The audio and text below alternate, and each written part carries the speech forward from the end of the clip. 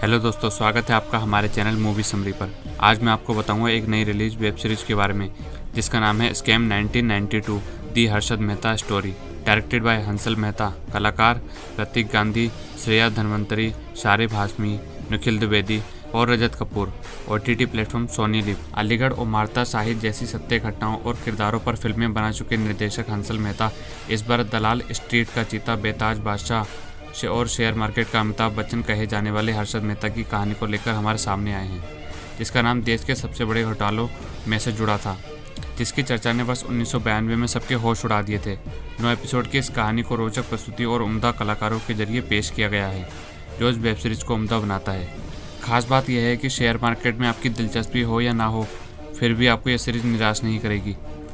इस असल कहानी के फिल्मी रूपांतरण पर आएँ तो कहानी शुरू होती है हर्षद मेहता यानी प्रतीक गांधी के परिवार से, जिसके पिता का कपड़े का कारोबार है, लेकिन वह चौपट हो जाता है और घर की आर्थिक स्थिति संभालने के लिए हर्षद हर छोटे बड़े काम करने को तैयार है, लेकिन उसके सपने बड़े होते हैं। वह शेयर मार्केट की ओर रुख करता है और चीते की तरह छलांग लगाने लगता है। उसके पास इसका एक ही फॉर्मूला है कि फॉर्मूला कोई नहीं है। उसका उसूल भी एक है, बस पैसा बनाना, और रिस्क से उसे इश्क है। पैसा बनाने के चक्कर में कब वह बैंकों का इस्तेमाल करते करते सत्ता व्यवस्था में बैठे लोगों के द्वारा खुद इस्तेमाल होने लगता है, उसे पता भी नहीं चलता, लेकिन वह अपने फ़ायदे में खुश है। कांदीवली के चोल से उसने मरीन ड्राइव में पेंट हाउस तक का सफ़र उसने तय कर लिया। सब कुछ ऐसे ही चलता अगर पत्रकार सुचेता दलाल हर्षद की चालाकियों का भंडाफोड़ नहीं करती। इस सीरीज़ के पहले ही एपिसोड में इतना गहराव है कि आप कहानी और किरदार से जुड़ जाएंगे। कहानी से जुड़ा सस्पेंस धीरे धीरे कहानी पर हावी होता जाता है, जिससे आपके मन में यह सवाल आता है कि अब आगे क्या होने वाला है।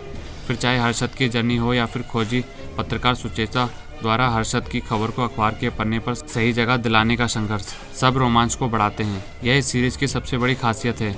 यह सीरीज़ शेयर मार्केट की जानकारी न होने वाले दर्शकों को भी मार्केट से जुड़ी बातें, मनी कंट्रोल और दूसरे अहम पहलू डिटेलिंग के साथ समझाएगी। सीरीज खत्म होते होते उस दौर की राजनीति और देश के प्रधानमंत्री पर भी सवालिया निशान छोड़ जाती है। हंसल मेहता और उनकी टीम बधाई की पात्र हैं, जो उन्होंने इतनी बेबाकी से कहानी को गढ़ा है। सीरीज की खामियों की बात करें तो एपिसोड की अवधि थोड़ी कम की जा सकती थी। अश्विन और हर्षद की फैमिली की कहानी को तवज्जो ना के बराबर मिली है। RBI और CBI से जुड़े पात्रों पर भी थोड़ा डिटेल वर्क किया जा सकता था, लेकिन ये सब खामियां नज़रअंदाज की जा सकती हैं। बात की जाए अभिनय की तो ये इस सीरीज की सबसे बड़ी USP है। हर किरदार का अभिनय जहन में बस जाने वाला है।